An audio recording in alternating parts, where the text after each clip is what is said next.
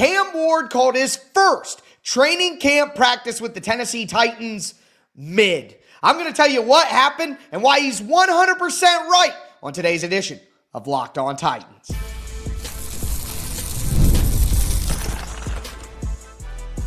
You are Locked On Titans, your daily Tennessee Titans podcast, part of the Locked On Podcast Network, your team every day.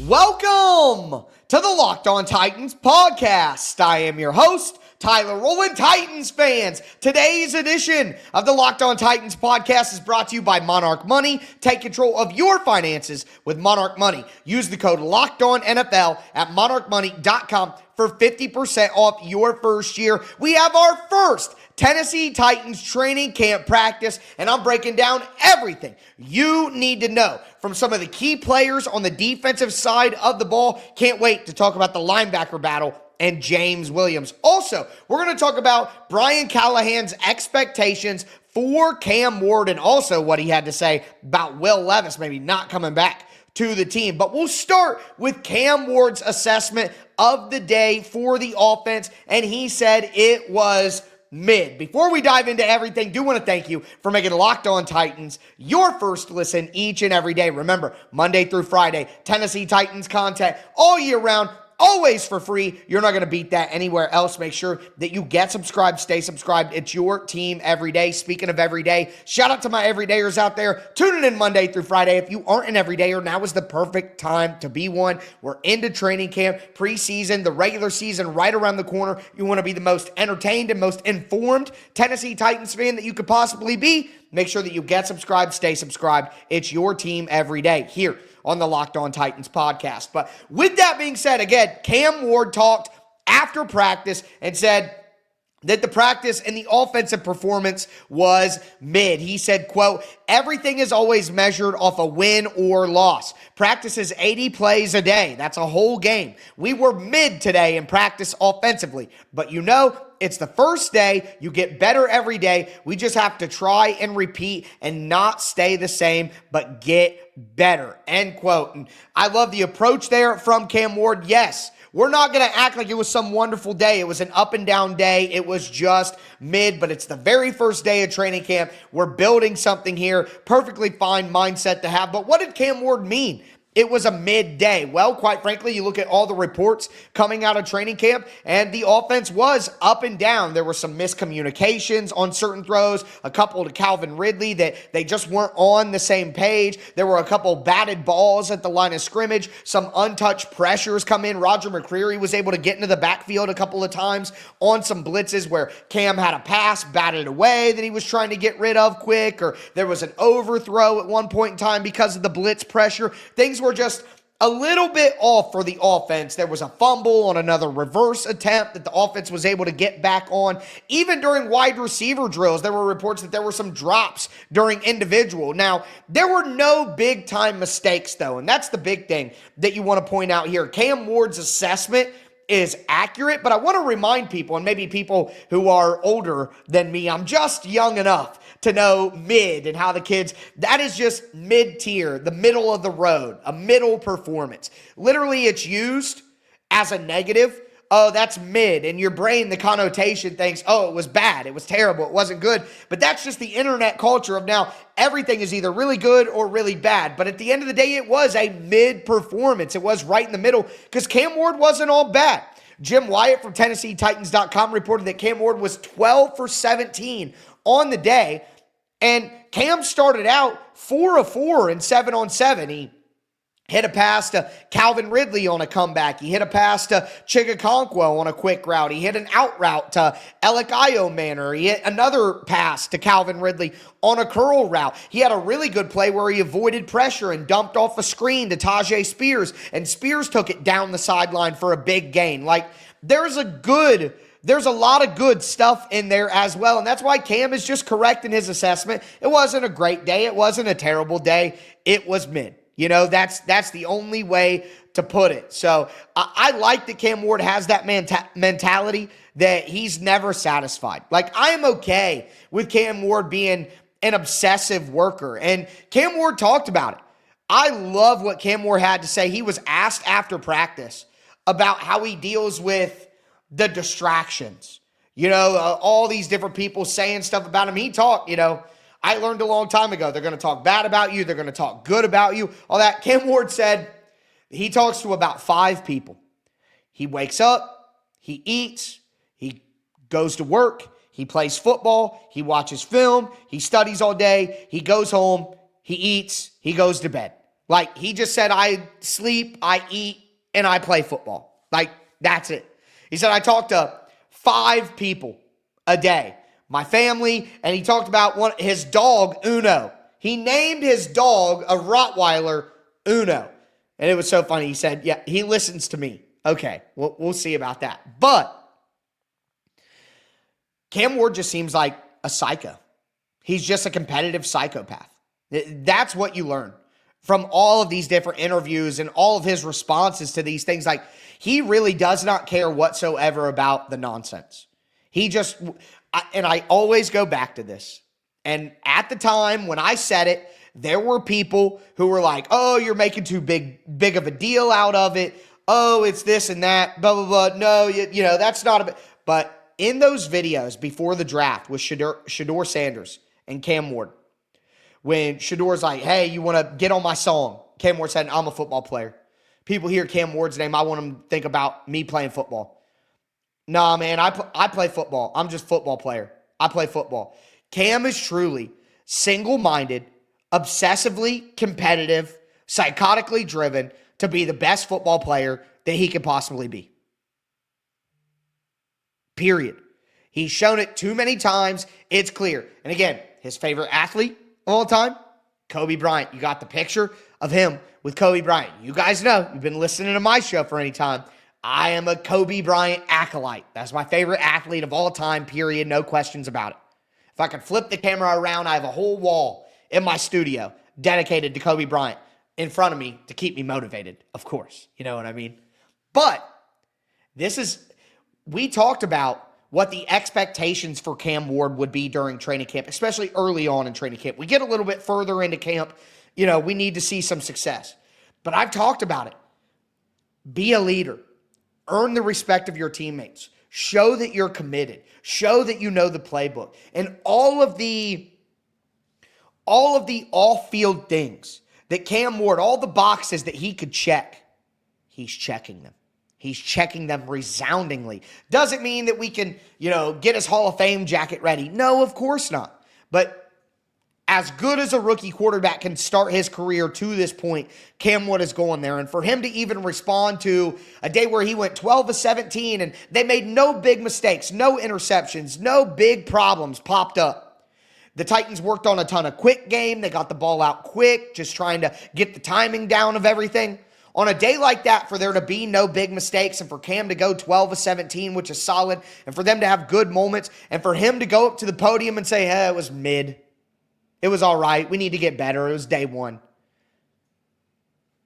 Again, doesn't mean he's going to be the franchise savior, but it's better than things going poorly. And they've gone poorly for rookies with the Tennessee Titans for quite some time. So he is matching my expectations on day one. But what about his head coach's expectations? What did his head coach, Brian Callahan, have to say about what he is expecting out of Cam Ward during training camp? I'm going to tell you that right now.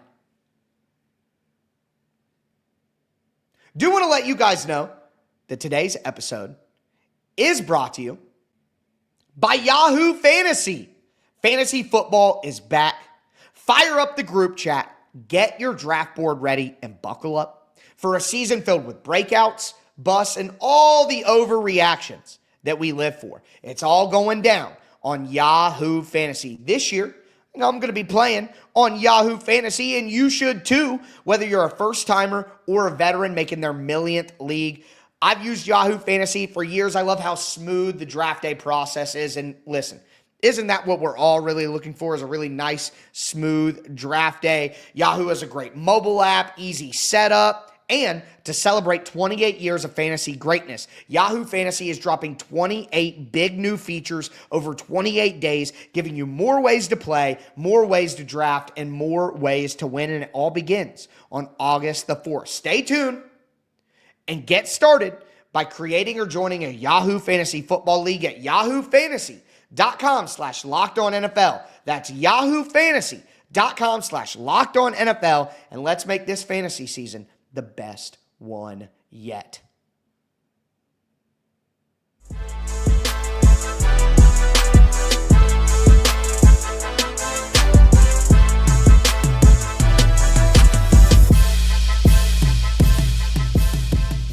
Titans fans, let's continue today's edition of the Locked On Titans podcast, breaking down everything you need to know from Tennessee Titans training camp practice number 1. We talked about Cam Ward's day. He called it mid. I would say he was right, but still pretty solid day overall for the veteran. But now I want to talk about what Brian Callahan had to say, because he talked about his expectations for Cam Ward. Also, we got an update on the Will Levis situation, what's going to happen going forward, and from a roster logistical standpoint, what are they going to do with Will Levis? We got that to talk about, and we got a ton of updates on the defensive side of the ball and some updates on some other players on offense that I want to get into as well. But first, let's talk about these expectations from Brian Callahan, who talked about Cam Ward before practice.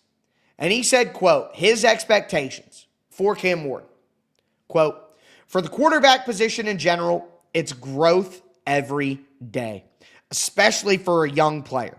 There's a lot of things I thought he handled really, really well in the spring, and carrying over those things you've learned and applying them in a little bit more intense setting now that we actually get a chance to play a little football, play against some different schemes. His development is going to be a daily process. There's going to be things that we've got to correct every day. There's going to be things that he does really well every day that we're going to try and continue those things every single day. I think is going to be an opportunity for development for him, and I'm looking forward to it. And this goes back to what I've been talking about, is gradual growth for Cam Ward. We can't expect him to be the best quarterback in the NFL right away, but also he should get incrementally better throughout the process. And if he doesn't, and if things are bad, then we would have to have some concerns going into the season. But I think Brian Callahan has the perfect mindset for what we want to see from Cam Ward, and that's just continue to get better. That's his expectations, and it makes a lot of sense that that's what he would be judged off of. But I want to move away from the Cam Ward expectations. I thought that was a great comment from Brian Callahan, and talk about the Will Levis situation. So, as I said, when we got the news that Will Levis was going to be out for the season, I don't think it really affects the way that I see the Tennessee Titans season or how things are going to go. But now that Will Levis is going to be out for the year, there is the question of what's going to happen going forward. Is Will Levis going to be with the team? What does it mean for his roster spot? Well, we now know that the Tennessee Titans are in fact placing him on injured reserve. So he's not going to take up a roster spot. He's off the roster. The Titans now will have an open roster spot, and then they're also going to put Lorenzo Carter on the reserve retired list. So they're going to have 2 open roster spots to add people. It looks like they are going to add another running back. They're going to add another interior defensive lineman as well. So they're filling those roster spots already, although I would have loved to see it be an edge rusher like we talked about on yesterday's show. But I thought the most interesting thing about the Will Levis situation is what Brian Callahan had to say about whether or not Will Levis was going to come back to the team. He said, quote, as of right now, he'll be out in California for a while, and when and where after that process, we'll see. He said he's going to go out there and get the surgery, and he'll be there for rehab for a little bit post-op, and then we'll kind of take it from there. Nothing is concrete. Will Levis ain't coming back to this team. He's not coming back. He's going to go out. He's going to get surgery at the end of July. He's going to stay in California in rehab. Why would he come back to this team? Now, I thought credit to Cam Ward. Cam Ward was asked about Will Levis. He said, I'm not really worried about anything but Cam Ward. I thought that was, but I think he realized how that was going to sound, and he said, I hope that he gets healthy. I think Will Levis is a good player. I think he, hopefully he's able to get healthy, get back out on the field, and he'll be able to play. Cam Ward handled it perfectly, but his first statement was how he really felt. But I thought it was interesting. Brian Callahan told the truth there. We don't really know. We'll cross that bridge when we get there. Like, let's all just be real for a moment. And I go back to what I said the moment that Cam Ward was drafted, the moment that we knew Cam Ward was going to be drafted. Get Will Levis out of here. It's bad for the locker room. It's a new era. I don't want Will Levis around this team. It's Cam Ward's football team. All right? To me, it's like when you break up with your significant other, but you have a lease together, so you decide to still live together. That is a recipe for disaster, in my opinion. Both parties are bitter, and even if they're not and they want to move on, their actions can make the other like it's just a negative situation that no one wants to be in. Everyone knows that Will Levis is unhappy with what's happened. That sort of stuff can just foster. It's just a black cloud. You need to get rid of it. So if I'm the Titans, I'm not asking Will Levis to come back. And if I'm Will Levis, I don't want to come back. I'm sitting out the whole season. I'm not coming in. I'm not a part of this team. I'm getting healthy so that we can part ways next offseason when everybody's happy. Like, that's clearly the path forward here. So I thought it was interesting. I thought when I first got the news and we talked about it that, they'll probably say Will Levis is coming back and then we'll see what happens. No, they're outright being like, we don't really have a plan for that. We haven't really said. And for them to admit that it isn't, he's on the team. As soon as he's, done with surgery, he's going to come back to the team. Yeah, he's going to rehab here with us. For that to not be the immediate answer tells me that it's actually the other way. It's actually 100% the other way. Now, what I do want to talk about is some of the other notes coming out of practice. Some notes on Jarvis Brownlee Jr. and Femi Oladejo and James Williams. Some of the young wide receivers and young receiving targets that got some work in on the day. We got to talk about Alec Iomanor. We got to talk about Femi Oladejo as well. So much to discuss on today's episode. Can't wait to continue diving into it with you guys. Today's episode is brought to you by Monarch Money.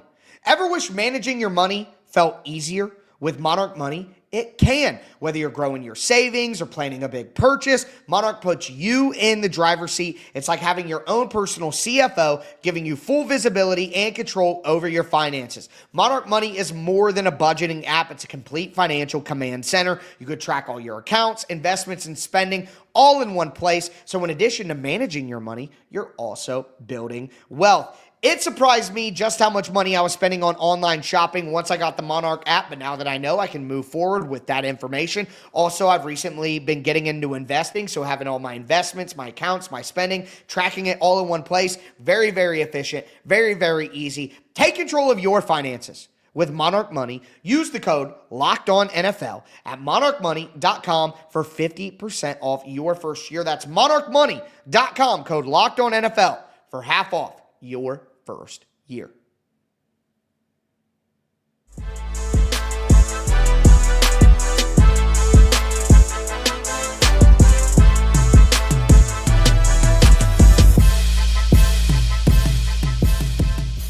Titans fans, let's cap off today's edition of the Locked On Titans podcast, breaking down everything you need to know from day one of Tennessee Titans training camp. We talked about Cam Ward's performance and his analysis of that performance. We talked about some of the things Brian Callahan had to say about different topics on the quarterbacks. Now I want to go over some of the other notes on individual players from practice. Before we get into that, I do want to thank you again for making Locked On Titans your first listen each and every day. Make sure that you get subscribed, stay subscribed. Again, it's your team every day here on the Locked On Titans podcast. But with that being said, Jarvis Brownlee Jr.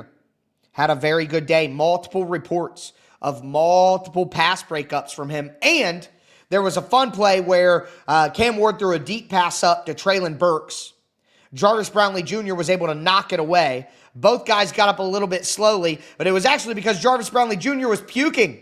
It was very, very hot out there at practice today, and a lot of the players obviously were feeling that. But Jarvis Brownlee Jr. even admitted, I just had to puke. I was good to go. But he had a very good practice, was very, very active. Again, a lot of the reports pointing to Jarvis Brownlee Jr. getting a lot of hands-on passes. And look, with the uncertainty of L'Jarius Sneed right now, they need a big jump from Jarvis Brownlee Jr. If he could turn into a number one cornerback, imagine how big that would be for the Titans, not only for this year, but going forward in the future. That would be absolutely critical. So good day from Jarvis Brownlee Jr. Also, James Williams, my favorite to win the inside linebacker job next to Cody Barton, out there with the first team. I saw one report saying James Williams out there for 7-on-7s at linebacker next to Cody Barton. We've got some rave reviews coming from a guy like James Williams throughout the process, throughout the offseason. We've heard good things about that. And then James Williams himself seems pretty happy, said that he's lost 20 pounds. He's down to 235, feels more agile, all of that. That is great news for James Williams, a guy who's already a monster at 6'4", 235 pounds now. Going to move better in pass coverage. Very excited for James Williams, but we've talked so much about that linebacker battle, about who's going to win that job next to Cody Barton and Otis Reese and Cedric Gray and James Williams and all of that, and it's taken shape. James Williams is going to get the first crack at the opportunity, and I think he's going to hold on. I really do. But also on defense, Femi Oladejo. I saw reports of him getting a ton of work in 7-on-7, dropping into coverage. I saw Teron Davenport say that he's going to get a ton of reps in training camp. They need him to develop. They need him to develop fast. Now with Lorenzo Carter retired, there's going to be way more reps available that wouldn't have been available otherwise. And like how Cam Ward is going to get all of the reps abandoned by Will Levis, Femi Oladejo should get all of the reps abandoned by Lorenzo Carter. Just give them all to him. I talked about Femi and how much development he needed and how it's so important that he doesn't miss time when we were talking about his contract situation. Well, all of that still applies. He has to get a ton of work to start his development plan, and it sounds like that is the plan for Femi Oladejo. He got his hands on a pass we talked about earlier where there was a blitz from Roger McCreary. Cam Ward tried to get rid of the ball quick. Femi Oladejo was able to knock the ball down. He's going to get opportunity. I want to see him have production, get a big turbo boost, head start to his development with the Tennessee Titans. That would be great for the team. Also, we move to offense. Alec Iomanner continues to play well. According to Jim White, he had 3 catches on the day. David Martin Robinson had the most catches on the day with 4. I'm telling you, I think he might take that spot from Josh Wiley. Gunnar Helm had 3 catches on the day as well, but had a big drop, according to the report. But I just want to say, no matter what you do, no matter where you go, you continue to see people talk about Alec Iomanner and how impressive he is and how he's standing out. And that's why I've said he is the number 1 receiver that I think could break through and be a true starter for the Titans this year. His skill set, his talent level, it all matches up. He could have a big breakout here in year 1 and be a truly helpful player on those big jump balls that Cam Ward could just toss up in the red zone and down the field. He could be a critical fit for the Titans in the offense early on in that T. Higgins role. Right away, he could step up and do that. But I also want to mention, we didn't hear anything about Xavier Restrepo. Nothing about Xavier Restrepo. Any of the reports I saw, any of the tweets, any of the conversation, and any of the press conferences, anything like that. Nothing about Xavier Restrepo. So I'd like to see the Titans have practice tomorrow. I'm going to be here to break it down to cap off our week. And then they have practice again on Saturday, which I'll probably go live on Saturday after that practice to discuss everything with you guys. Or I might save it till Sunday. It depends on how things go. But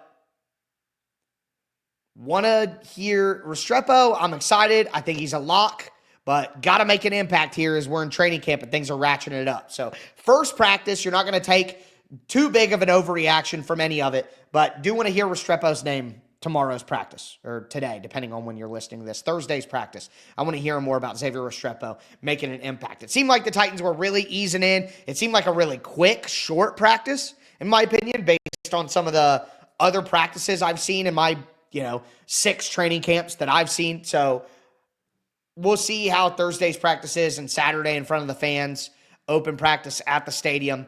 Very curious to see how things play out. But we're back. Football's back. I'll be back with you guys tomorrow to break down tomorrow's practice. So excited. Can't wait. Make sure that you get subscribed, stay subscribed. It's your team every day. But that's going to do it for me today, folks. As always, I am your host, Tyler Rowland, and this was Locked On Titans.